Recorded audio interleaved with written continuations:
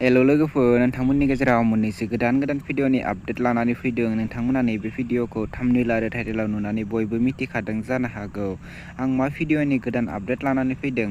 लोगोफोर नोंथांमोना नैबे आंनि बर' इउटुब चेनेलाव गोदानब्ला चेनेलखौ साबस्क्राइब खालामनानै होदो आरो भिडिअखौबो लाइक शेयार कमेन्ट खालामनानै गालां। आं बेफोरबायदि गोदान भिडिअफोरनि आपडेट लानानै फैबाय थायो। आसा खालामो नोंथांमोना नैबे भिडिअखौ लाइक शेयार कमेन्ट खालामनानै होगोन। बिदिब्ला फैदो दिनैनि भिडिअनि गोदान आपडेटनि सायाव। दिनैनि सबसे फार्स्ट गोदान भिडिअनि आपडेटानो जादों आरो सानजारा इन्टारटेनमेन्ट प्रेजेन्ट इउटुब चेनेलनिफ्राय काजल लानाय गोदान बड' मिउजिक भिडिअ।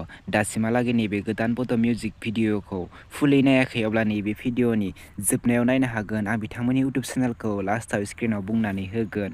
बे भिडिअआव खास महरै दङ मनिष सरगयारि आरो बिनुरानि गयारि। लोगोफोर नैबे गोदान भिडिअखौ बिथांमोना अलरेडि फुलै आपल'ड खालामनानै होलांबाय आरो बिथांमोननि नैबे गोदान बड' मिउजिक भिडिअआ जोबोरैनो मोजां जादों आरो बे भिडिअनि मेथाइखौ रोजाबदों कैलाश बर' आरो नितामुनि बर' आरो बे भिडिअनि कनसेप्ट डिरेक्सन करिय'ग्राफारखौ होदों सिकान्दार। लोगोफोर नोंथांमोना दासिमहालागै नैबे गोदान बड' मिउजिक भिडिअखौ फुलै नायाखै, अब्ला नोंथांमोना आर सानजारां इन्टारटेनमेन्ट नैबे स्क्रिनाव नुनाय इउटुब चेनेलाव थांनानै बिथांमोननि बे गोदान बड' मिउजिक भिडिअखौ नायनानै लाहैनो हासिगोन आरो दासिमहालागै बे चेनेलखौ साबस्क्राइब खालामनानै होआखै, अब्ला बिथांमोननि इउटुब चेनेलखौ साबस्क्राइब खालामनानै होगोन, जेन बिथांमोना बेफोरबायदि गोदान भिडिअफोरखौ जोंनि गेजेराव थाब लानानै फैनो हानाय बायदि। बिदिब्ला लोगोफोर फैदो दिनैनि बे गोदान आरो मोनसे भिडिअनि आपडेटनि सायाव। आरोबाव मोनसे गोदान भिडिअनि आपडेटनि टाइटेलानो जादों सासु मासु। बेबो मोनसे गोदान बड' मिउजिक भिडिअ।